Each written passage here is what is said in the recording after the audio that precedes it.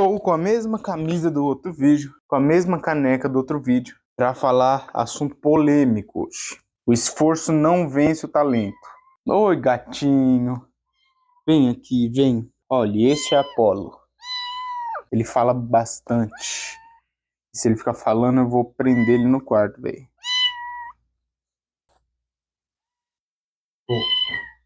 Há um tempo já, um movimento contra a procrastinação tá em alta. Então a gente tem postagens tipo: seja ativo, nunca pare, trabalhe enquanto eles dormem, trabalhe enquanto eles se divertem e viva os sonhos deles. Esse tipo de imagem que existe aí. E vídeos, né? Tem muito vídeo no YouTube assim, falando como parar de procrastinar, como ser um homem melhor, como ser um filho melhor, como ser uma esposa melhor, sei lá. Eu não vejo muito versão feminina sobre isso, mas eu vejo muita coisa, tipo, falando que homem não pode parar e que você tem que ser ativo o tempo todo. Você nunca pode descansar. E, junto com esse movimento, veio o quê? O esforço vence o talento. E o que acontece? A gente vê filmes como Rocky Balboa, a gente vê vários filmes que tem a jornada do herói. Que o herói tem que superar os limites dele para poder vencer o vilão final, não é? E normalmente o que acontece? O herói é um cara franzino, ou é o cara excluído da sociedade, ele recebe um chamado, ou algo acontece que só ele pode resolver no mundo. Ou magicamente, ou porque ele tem um conhecimento específico de algo que vai ser usado em algum momento. Então, sempre é o carinha mais franzino, ou é o carinha mais excluído, ou é o mais nerdzinho. Ou é o cara que não tem talento nenhum para aquela atividade que ele vai exercer agora. Mas durante o caminho ele vai aprendendo e no final ele descobre que ele era um monstro. E na vida real, isso reflete como? Com aquela famosa frase: o esforço vence o talento. O trabalho duro vence o talento. Mas nem sempre é assim. E eu vou falar sobre isso aplicado às artes marciais e à musculação também. E a musculação não, ao fisiculturismo. Eu sou das artes marciais. Eu acompanho o mundo do fisiculturismo, apesar de não exercer isso, apesar de não viver esse esporte. Mas o que eu posso dizer é, principalmente no fisiculturismo, o talento ou o fator genético implica muito, muito. O cara que eu mais estou acompanhando ultimamente, e provavelmente o Brasil inteiro, até fora do Brasil, é Ganley, Gabriel Ganley. O bicho trabalha de verdade. Ele tem, se eu não me engano, 4 anos de treino de musculação, 4, 5 anos, e ele já conseguiu um físico monstro. Provavelmente tá passando na tela aí. Isso natural. E agora, harmonizando, ele tá ficando um gigantesco. Tá ficando imenso. O bichão trabalha certo. E quem que é o rival atual dele? Dudu Fit. Que é natural e tem uma definição, qualidade muscular. Ele tem tudo. O bicho é bom. Tem volume. Ele é imenso. E os dois estão batendo de frente aí, mesmo com o Gunley hormonizando. E aí eu fico me perguntando, o que acontece se o Dudu Fit hormonizar também? Ele fica imenso. Não sei se o Gunley vai conseguir chegar perto dele. Vai conseguir. O bicho é bom mesmo. Ele trabalha duro. Mas o que acontece? A gente vê que agora o Gunley tá chegando no tamanho do Dudu Fit hormonizado. Ele chegou com uma qualidade muscular grande. Ele chegou com uma condição imensa. No campeonato, ele não chegou a competir por causa da pneumonia lá e tal, mas ele chegou no Arnold lá, condicionado, seco, tirou foto com todo mundo, subiu, nossa, tirou uma onda lá. E aí aconteceu a fatalidade. Mas não chegou perto do tamanho do Fit. E ele mesmo falava isso em outros vídeos antigos. Não que eles eram amigos, aí eu já não sei. Mas ele reconhecia. Reconhece que o cara é uma aberração genética. E que o cara vai ficar imenso, mano. Ele vai ficar imenso. Só pra dizer que elite natural, meu ovo.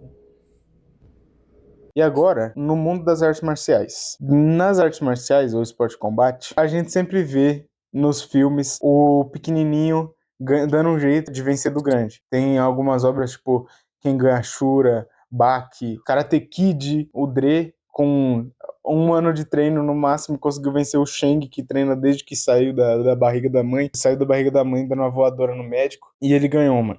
o Dre ganhou. A gente sabe que na vida real isso nunca ia acontecer. Mas ali acontece, né? Porque é uma obra fictícia. Na vida real a gente tem as divisões de peso, que são, por exemplo, no UFC, que tem o peso mosca, aí tem o peso galo, peso leve, meio médio, tem o médio, meio pesado e o pesado. E assim, a gente consegue ter meio que uma mensuração de força que cada atleta vai ter ali. Mas ainda assim, se você pegar, por exemplo, Ilia Topuria, se eu não me engano, agora ele é dos leves, ele é campeão dos leves. Bota ele pra lutar com o atual campeão dos pesos pesados, que é o... Eu esqueci.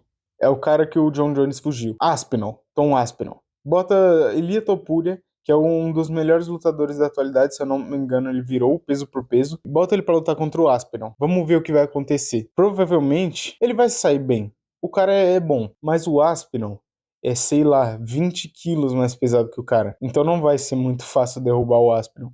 Sem contar que, se o Aspinall conseguir derrubar ele, montar, acabou. Acabou. É ground and pound e cemitério depois. Porque imagina uma betoneira batendo de frente com um up. É tipo isso. Teve algumas experiências na minha vida que eu passei nesses 10 anos de treino que, por exemplo, onde eu treinava, acontecia alguns treinos de combate específico. A arte marcial que eu fazia não era de combate.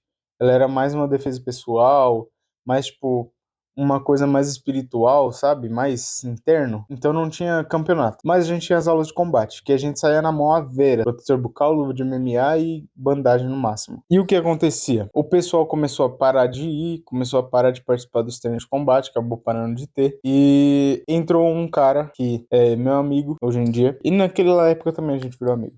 Justamente porque a gente saía na mão. Ele chamava Léo. Chama Léo, né? Meu Deus, parece que ele morreu. É o Léo. Ele é professor de jiu-jitsu hoje em dia. Ele é, mano, o bicho é bom, ele é monstro demais. Dá pra ver que ele tinha um talento, ele já sabia, sabe? Já sabia sair na mão, ele já tinha um espírito de guerreiro, assim. O bicho, realmente, ele tinha vontade, a garra, sabe? Então ele fazia de tudo pra vencer o combate, tudo pra finalizar, tudo que era permitido, obviamente. E eu sempre fui um cara muito metódico. Eu sou horrível na luta. Eu era horrível, mas eu me esforço pra aprender. Então a gente ficava nesse embate. Depois que todo mundo saiu das aulas de combate, todo mundo correu, ficou só eu e o Léo, meio que rivais assim, sabe? A gente era amigo, mas chegava no combate a gente era os rivais ali. E ele era muito pesado, ele era muito mais pesado que eu. Eu pesava, sei lá, uns 60 quilos, 65 quilos.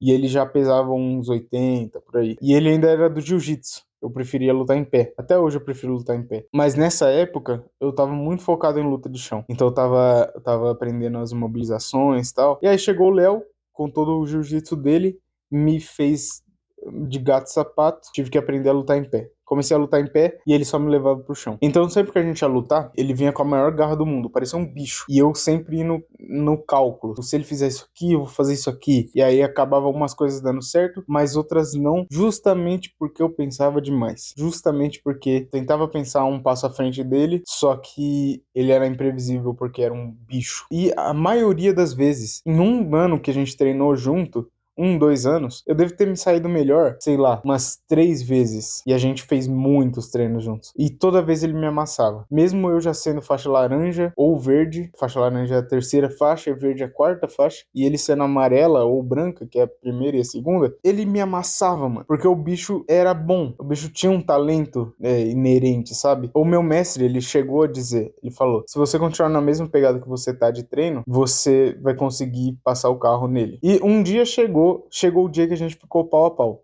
Mas aí os dois seguiram caminhos diferentes também. Eu saí do ninjutsu e ele saiu também. E foi pro jiu-jitsu, eu fui pro boxe. E até hoje a gente não se encontrou mais. Mas a gente se segue ainda, se vê. Léo, abração pra você se você estiver vendo esse vídeo. Provavelmente não. Depois dessa história imensa, eu quero dizer que, tanto nas artes marciais quanto no fisiculturismo, o talento / fator genético é sim determinante. Porque por mais que existam campeonatos absolutos e que as pessoas mais leves ganham de pessoas muito mais pesadas, a gente sabe que as pessoas pesadas têm muito mais vantagem do que as pessoas leves. Porque eles têm força. Se trabalhado, ele passa o carro em todas as outras pessoas. Só vai ter jeito para pessoas que forem iguais a ele. E a mesma coisa sobre talento. Quantas pessoas a gente vê nos campeonatos grandes como o UFC, como campeonatos de boxe grandes por aí que recebem milhões? São pessoas talentosas. Porém, tem um pulo do gato, que é o quê? O esforço só ganha do talento se o talento não tiver esforço. Então, não adianta nada você ser super talentoso